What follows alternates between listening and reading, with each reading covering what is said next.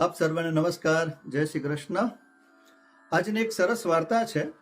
જીવનમાં મિત્ર હોવો જોઈએ અને જે મિત્ર હોય એના ઉપર આપણો ભરોસો પણ હોવો જોઈએ। મિત્ર એવો હોય કે જે તમને સંકટ સમયની અંદર આપણને મદદ કરે અને સાચું માર્ગદર્શન આપે। વાત એવી છે, એક ધોબીનું કામ કેવું તો કે કપડાં ધોવાનું। એની પાસે એક ગધેડો હતો। ધોબીનો ગધેડો હતો। બહુ મહેનત કરે, બહુ મહેનત કરાવે ધોબી। આખો દિવસ નદી લઈ જાય, કપડાં લઈને પાછા લાવે, પાછા મુકાવડાવે, પાછા લાવે, બધી એટલું બધું વર્ક કરાવે, એટલું બધું મહેનત કરાવે એ ગધા પાસે, પણ ખાવાનું કશું ના આપે। અને રાત પડે, દિવસ પૂરો થઈ જાય એટલે રાત પડે એટલે એને છોડી દે કે તું ગમે ત્યાં તારે જ્યાં જમવું હોય ત્યાં, જ્યાં ચરવું હોય ત્યાંથી તું ચરીને પાછો આવજે સવાર પડે એટલે।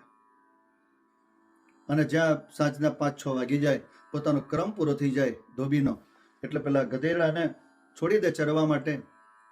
ચરતો ચરતો દૂર દૂર કંઈક જાય અને પાછો ગમે તે મળે, ગમે તે ખાઈને પાછો આવે।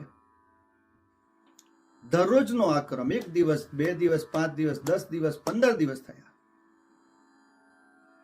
અને રાત્રિનો સમય હતો। એ સમયે ગીધ હતું। ગીધ એ પણ રાતે કંઈક શોધતું હશે પોતાનું ખાવાનું।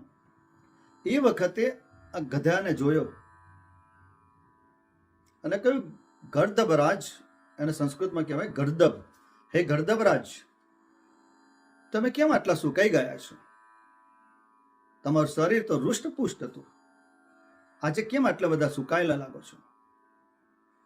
ત્યારે ગધેડાએ કહ્યું ગિધરાજને કે શું કહું મારી આ આપત્તિને। મારો જે શેઠ છે ધોબી એટલો બધો નિર્દય છે, મારી પાસે બધું કામ કરાવી લે, પણ મારા માટે કોઈ ખર્ચો ન કરે ખાવા પીવાનો। અને ગીધને દયા આવી છે।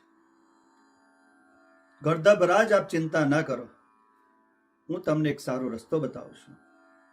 એ જગ્યા એવી જગ્યા છે કે જ્યાં આગળ તમને બધું લીલું લીલું ખાવા મળશે। લીલોતરી ત્યાં આગળ વાવેલી છે, એ તમારે ખાઈ શકશો। હું જ્યાં જગ્યાએ ખાઉં છું તે જગ્યા પણ તમે ખાઈ શકશો। અને ગીધ અને ગધેડા બંને જણાએ મિત્ર બની ગયા છે।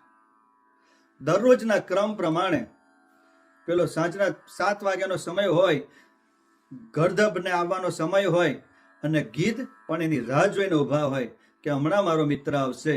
અને બંને બધા મિત્રો જાય અને જે જગ્યાએ બધું લીલોતરી વાવેલું હોય એ લીલોતરી ત્યાં આગળ જાય અને શાંતિથી બધા ત્યાં બેસે અને શાંતિથી રાત્રિના સમયે જ્યાં સુધી ઓડકાર ના આવે ત્યાં સુધી એ ખાય અને બીજે દિવસે પાછો પોતાના કામે લાગી જાય। આનું અઠવાડિયા 10 દિવસ સુધી સરસ મજાનું લીલું ખાવાનું મળ્યું એટલે શરીર કેવું બન્યું, ગર્દભરાજનું થોડું વધવા લાગ્યું। એટલે તરત પેલા માલિકને ખબર પડી કે કાંઈ ને કાંઈ આ કોઈ જગ્યાએ કશું ખાઈને આવે છે। એને તો આનંદ થયો, ચાલો વગર પૈસે સેવા થઈ ગઈ।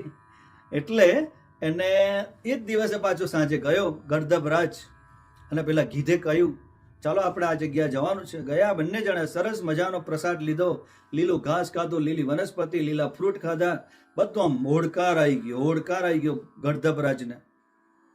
એટલે એને તો કાબુમાં ના રહ્યા ગર્દભરાજ। અને આમ થયું, એટલું બધું મેં ખાધું છે ગીધરાજ, હવે મને ગર્દભરાજ કહેવા લાગ્યા, મને ગાવાનું મન થાય છે। એટલે ગીધરાજ કહે, ભાઈ તમે ગાશો નહીં, આ રાત્રિનો સમય છે, આજુબાજુમાં પેલા સિપાહીઓ હશે, ચોકીદારો હશે, જો તમે ગીધરાજ તમે ગાશો તો આખા પેલા ચોકીદારો આવશે ને તમને પણ મારશે અને હું તો ઉડી જઈશ, મને કશું થવાનું નથી।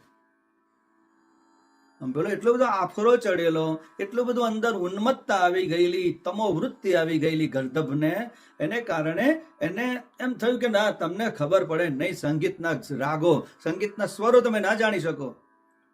ગીધરાજે કહ્યું, પ્રભુ ના ગાશો, આપણું અહિત થઈ જશે, કારણ કે આવશે પેલા તમારું ગીત ગાઈ નાખશે। પેલા સમજાયું પણ પેલો માન્યા નહીં। ગર્દભરાજને તો જો કરવું તો એ કરવું હતું, ભોંકવું હતું એને। એને ભોંકવાનું મન થયું, કારણ કે જ્યાં સુધી ગરદપ ભોંકે નહીં ત્યાં સુધી એને આનંદ આવે નહીં, અને બહુ ખુશ થાય એટલે ભોંકે. એટલે ભોંકવા માટે ના પાડી પેલા ગીધે, પણ આને તો કરવું જ છે.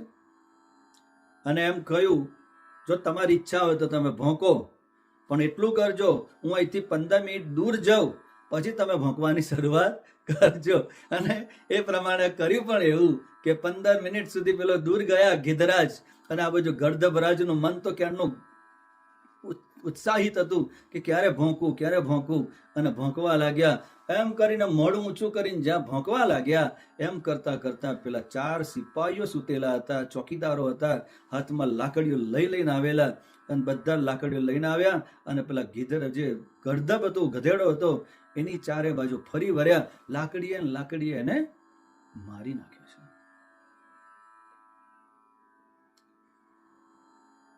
આ વાર્તામાંથી એ આપણને જાણવા મળે, જીવનમાં ગમે તેટલું આપણે આગળ જઈએ, કોઈ દિવસ આપણી બોર્ડર તોડવી ના જોઈએ, લિમિટ ક્રોસ ના કરવી જોઈએ. અને બીજું એ શીખવા મળે કે કોઈ મિત્ર અથવા કોઈ સારું સજેશન આપણને કોઈ આપતું હોય તો આપણે એનો સ્વીકાર કરવો જોઈએ, અને એટલું એક્સાઇટેડ ન થઈએ કે જે જીવનમાં મોટા પ્રોબ્લેમ ક્રિએટ કરે. એટલે આ વાર્તા છે પંચતંત્રની.